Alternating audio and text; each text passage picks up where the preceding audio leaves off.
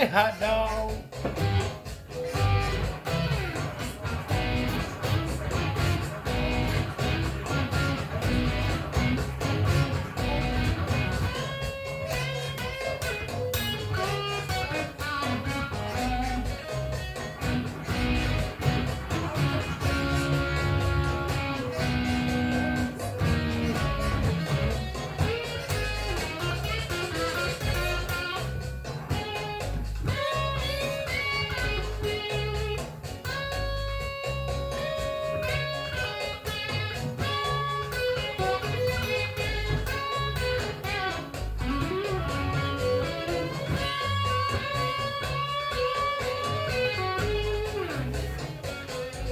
You'll have a cane.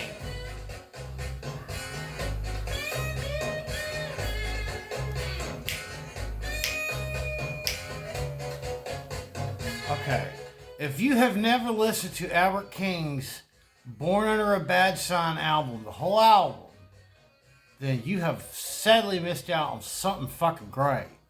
One of the greatest fucking albums of all time, in my opinion. That really cuts good. Hell in your wood.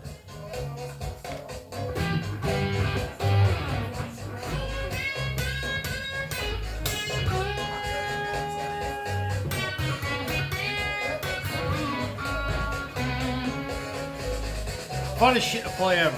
Here's the thing. To play Albert King, you have to be naturally talented. Yeah.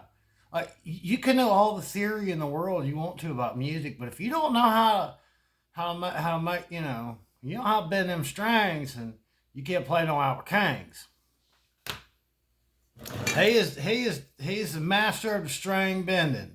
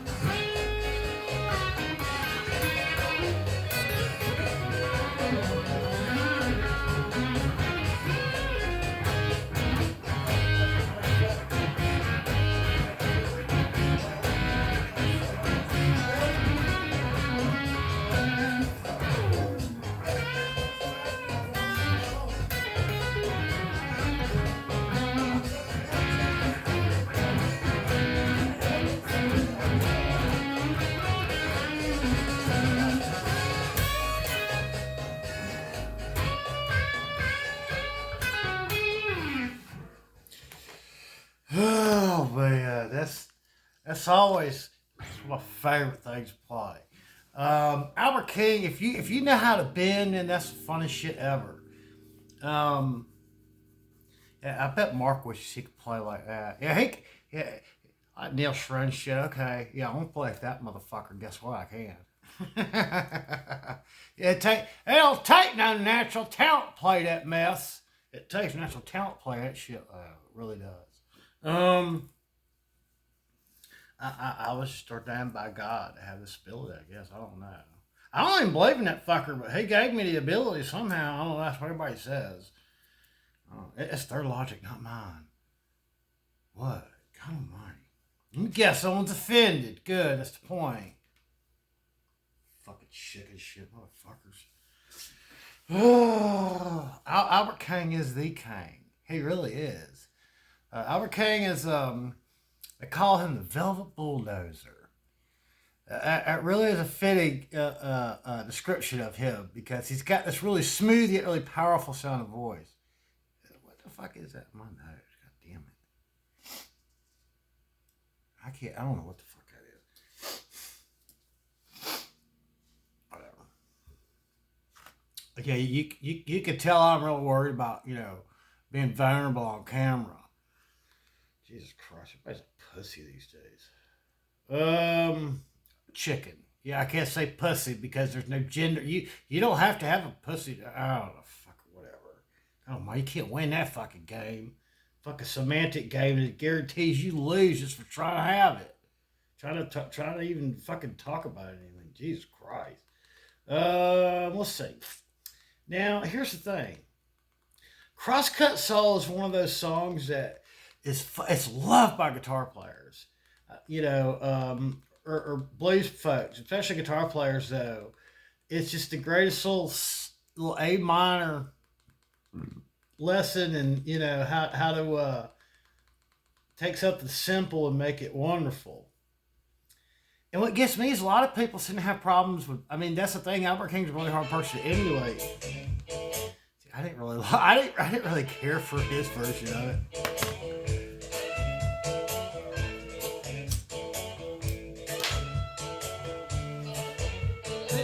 He tried to country it up a little bit. This is Eric Clapton's version. Off his Money and Cigarettes album from the late 70s. Crosscut Saw, drag you across your lawn. A crosscut saw, drag you across your lawn.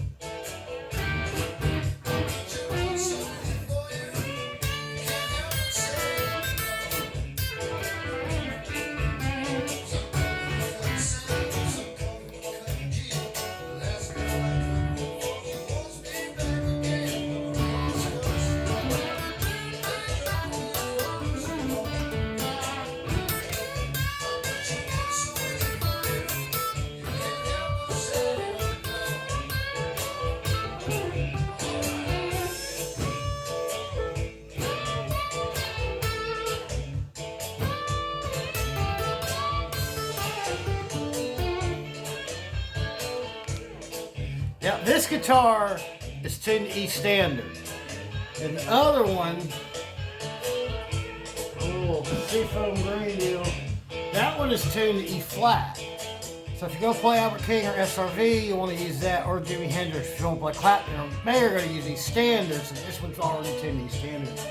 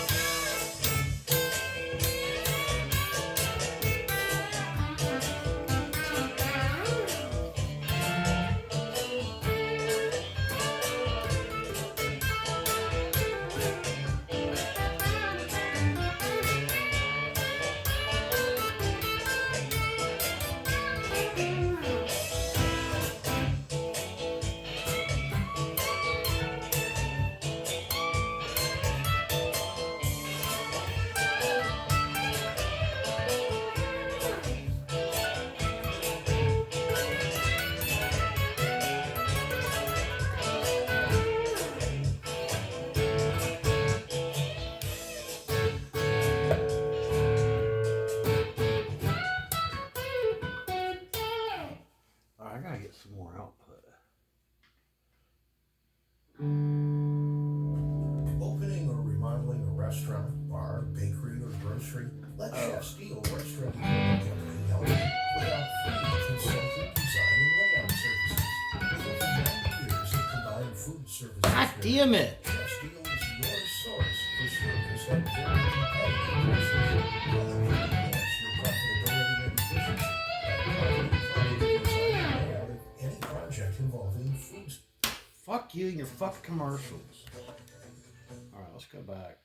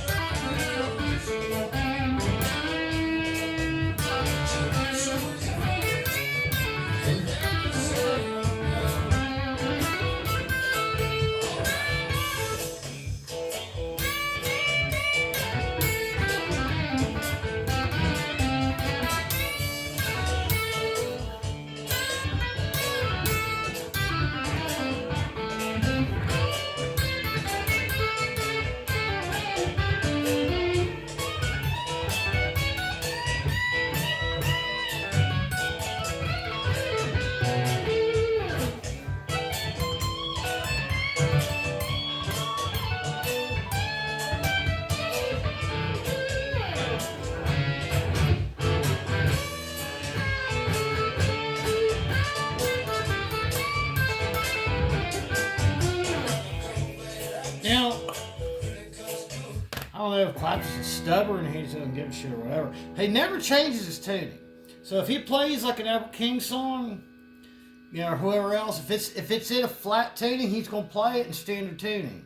He's gonna play it the same place. Here's the thing: Stevie Ray Vaughan did the same thing the other way around.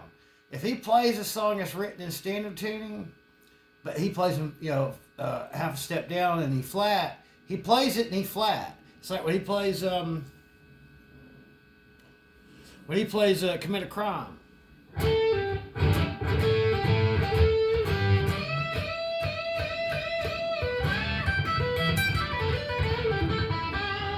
Now, he plays it the same exact spot. He doesn't move up or down. He plays it right there on that E. But, you know, when he's playing it, I think it's actually in G. But he plays it on relative E minor.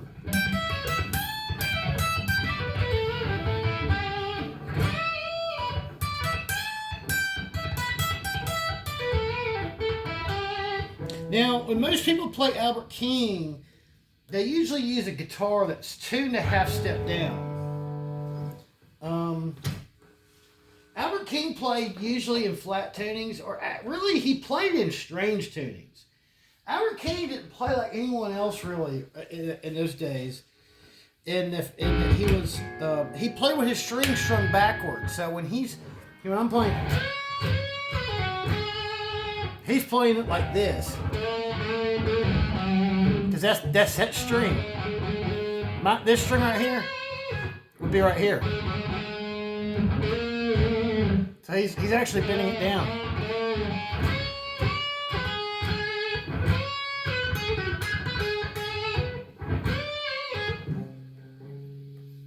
Now, my favorite, all-time favorite cover of this was never released as a single. And I don't think it ever made it onto one of his albums, at least while he was alive. But apparently, I kind of found out, you know, some years back, a long time ago when I really got obsessed with Stevie Ray Vaughan.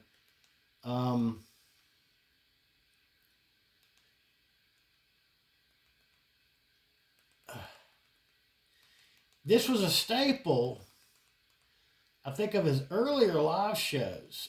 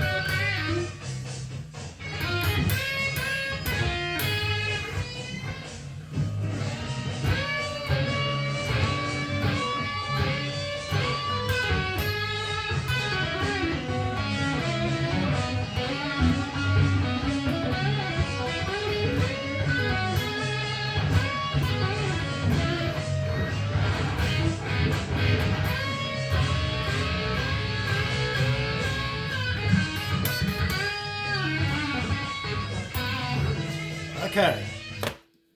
What he does that is see Ray Vaughan, instead of playing one note, he likes to just play like anyone else would a single note. He likes to play a double stop.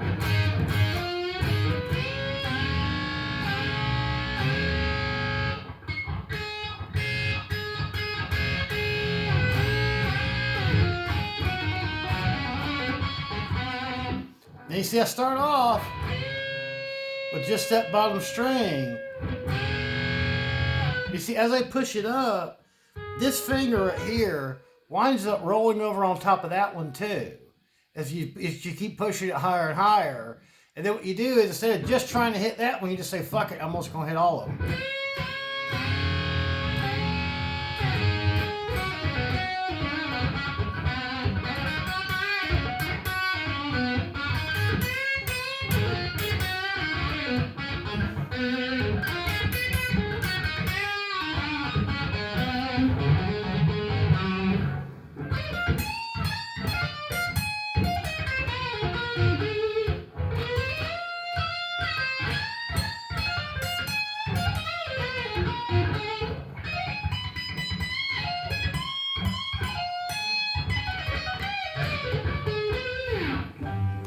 Alright, so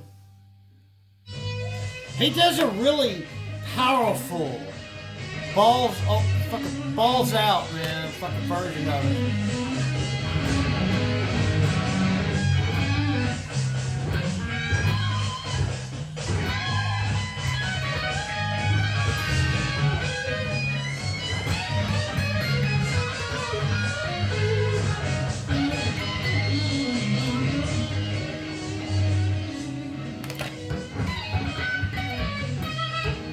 Awesome.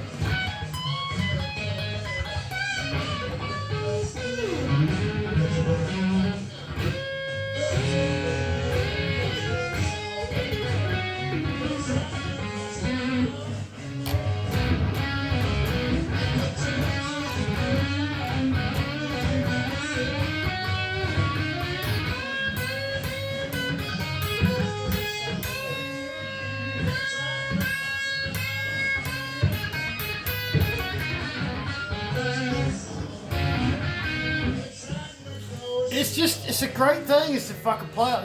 It's just A minor. Just fuck around at A minor. Most of it's.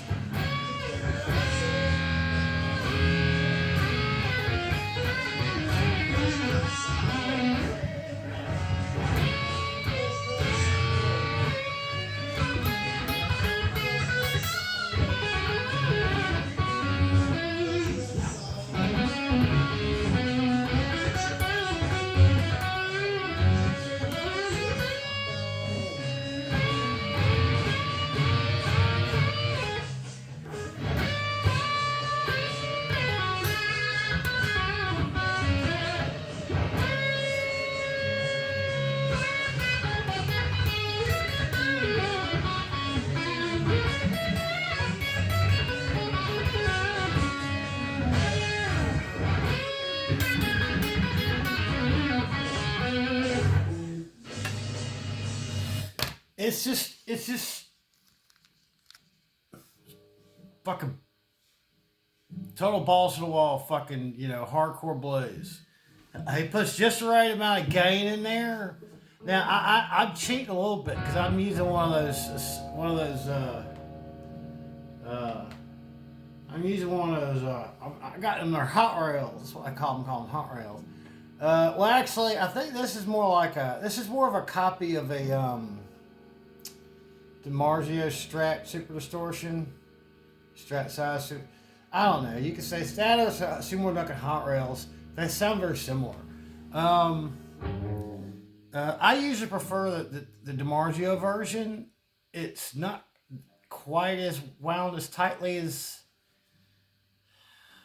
I want to say the Super Duncan's a little more winds on it, so it pushes its middle up a little bit. You lose a bit of low end on it. But this isn't even a real one. This is a clone. This is a fucking $20 Korean made clone. It sounds just like it. They sound great. They really do. Guitar Madness is like $20. Don't get the Alnico. Get the ceramic. Trust me. None of the name brand ones are Alnico.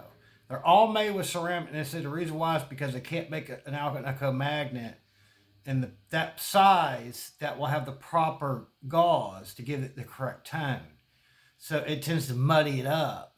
So they're kind of like when Seymour Duncan makes the little 59 and the JB Junior and the hot, they're all ceramic. They do not put Alnicos on any Strat size. Humbucker pickups like that. That one right there is a JB Junior copy. And I don't think it sounds as good as this one does.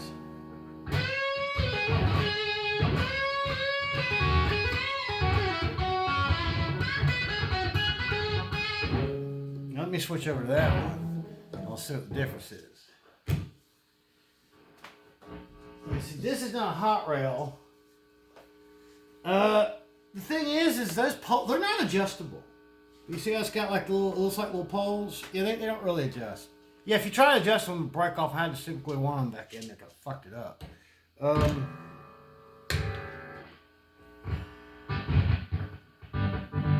hate that fucking switch.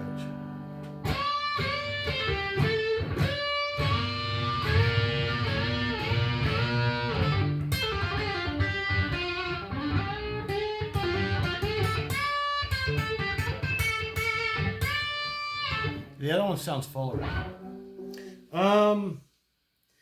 Now let's try a more recent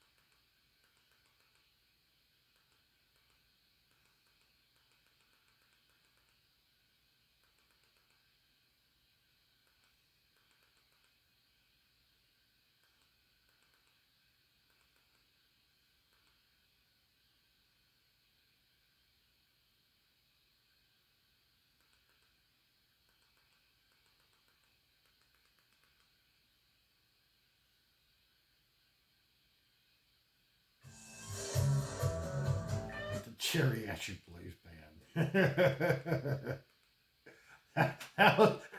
that was one of the bands that's done a cover of it. It's got a video on YouTube of the Geriatric Blues Band.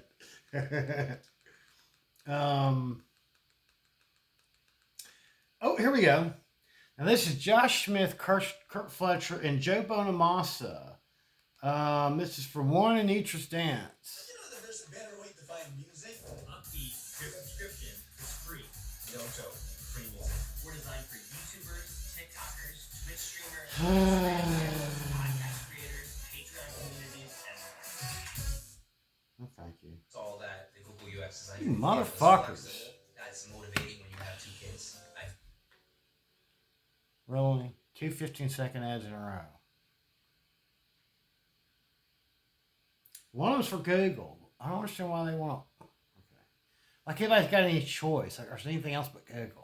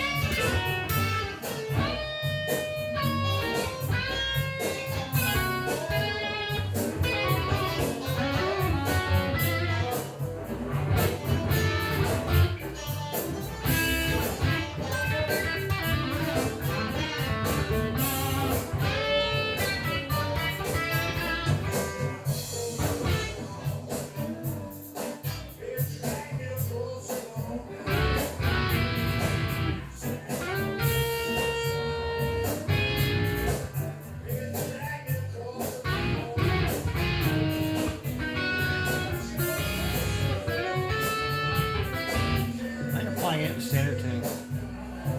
I know Josh Smith always plays a half step down because he plays 13, 12, he's fucking insane. He's probably some of the best car players alive. Okay, can we get over there to Joe? Let's see what he's playing.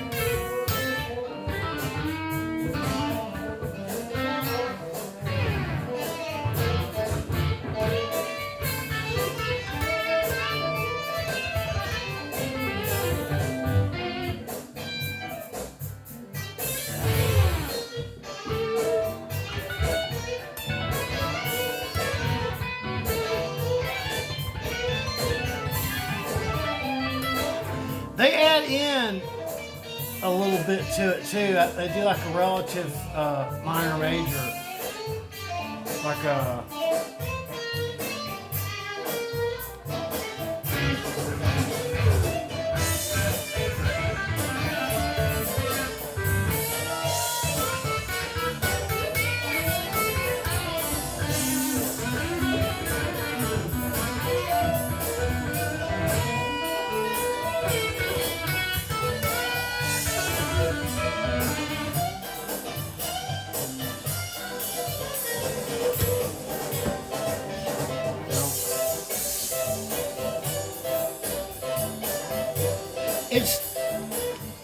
It's still a favorite among its blues guitarists. It's always going to be. It's just a really fun song to play. Albert King is one of those people. If you're not familiar with him, you better get fucking familiar with his music. Because I'll tell you what, that shit does not need to be forgotten about by the next generation. These guys are my age. So they're even a little young to be into. You'd have to be a nut job like me, who's a total psycho for fucking blues music, to even be familiar with it, let alone know a lot about it. A lot of great shit people have fucking co-opted from Albert King. Stevie Ray Vaughan is to me like a virtuoso amalgamation of like Jimi Hendrix, Albert King. Probably a little bit of Albert Collins in there too. I mean, he's got a mixture of a couple of things. If you wanted to pick the two people that he kind of emulates the most at the same time, he is like this hybrid freaking nature cross between Jimi Hendrix and Albert King. And even Jimi Hendrix did quite a few Albert King covers. It was those are definitely in his bag for his live shows. One of the ones he used to like to do was Born on Our Bad Side. He kind of did it his own way, although he didn't necessarily change it that much. But he has his own way of phrasing things. So, but yeah, we have got to make sure that people remember where the good music is and how to appreciate it. Because that's the thing is I'm looking at this as kind of like, I think the reason why Stevie Ray Vaughan didn't want doing his own Crosscut Saw, like at least as a single or a track. I want to say it was a live cut. There is no studio cut of him ever doing Crosscut Saw. And I want to say the only one I ever ran on file was from his earlier years. So I guess he kind of he cut back on that, or maybe he decided to cut that out of his live show. Like another one's like Manic Depression. Stevie Ray Vaughan does the greatest fucking Manic Depression cover ever. If anything, he might do it even better. Fucking Jimi Hendrix did his own song, but it was never released as a single. But it's in the box set.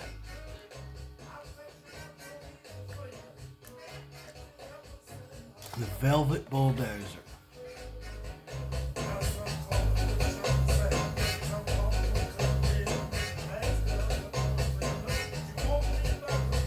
I'm a crosscut saw. Let me cross your ball. Frankly, I thought that Eric Clapton's version of it was a disappointment. He cheesed it up real bad. That's the thing about Eric Clapton. He's known for that. He either knocks it out of fucking park or he fucks it up. The From the Cradle album was fucking fantastic. It's nothing but old, mid-century blues covers. It's all a bunch of like Elmore James and Muddy Waters and shit like that, and but that one he tried to update it. That was the problem. He tried to update it. Plus, he was going through his semi-country kind of thing, so he kind of gave it a little more of a country, like a pop country, take on a blues song, on an up-tempo blues song. It's kind of like, the thing is, it's not even exact. I mean, it's blues guitar playing, but it's this real poppy kind of shuffle to it.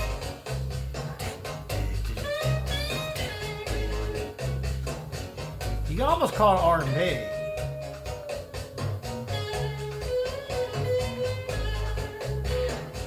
From the album Born Under a Bad Sign by Albert King. One of the fucking greatest blues albums ever made. Made it Stax Records.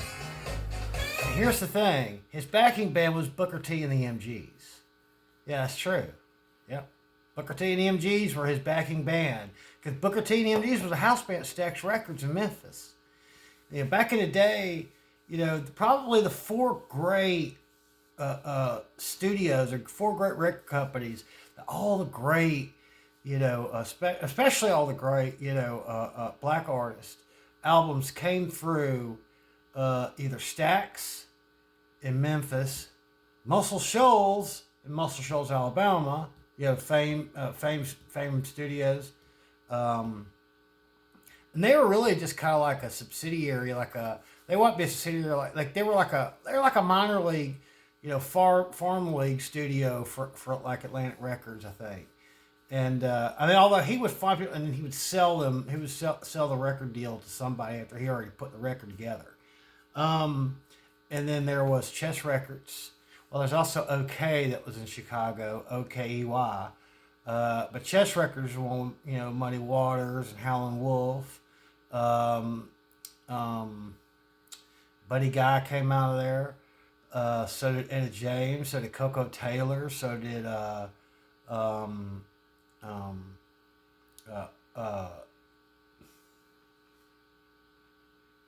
fuck guy who wrote all the shit.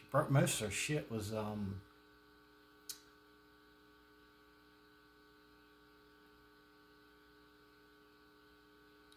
fuck, I'm drawing a blank. Willie Dixon. Who else came out of Chess? And Chuck Berry. Yeah, Chuck Berry's first big record contract was with Chess Records. Most of his big deals came through there, especially his earlier albums. And then the last one been Motown. Those were probably the four great, studios, or record companies. Because like Fame they didn't press their own records. Well, actually, most of them didn't press their own, but usually he was kind of like the in between them and a major record company. Although the other ones weren't major record companies, they did produce their own. I mean, someone else manufactured their records. Probably Capitol Records manufactured most of them. Them or Atlantic or RCA or something. But they did have their own record deals. Fame didn't really do that. But Stax has some great shit. Probably my three favorite labels would be, Fame out of Muscle Shoals, Stax out of Memphis, and Chess out of Chicago.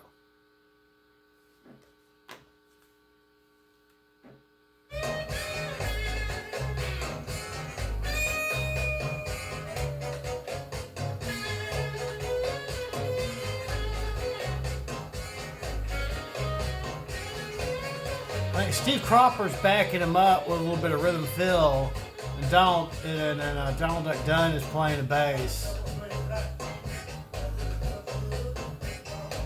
I'm not sure if Booker's playing on the keys, but they're usually the most. That was technically his backing band in the studio. So he'd have his backing band in the studio, then he'd hire a separate band to go on the road. What's so easy for you? You can't be silly, hot dog. So how you mom and them for me? Love you, bye.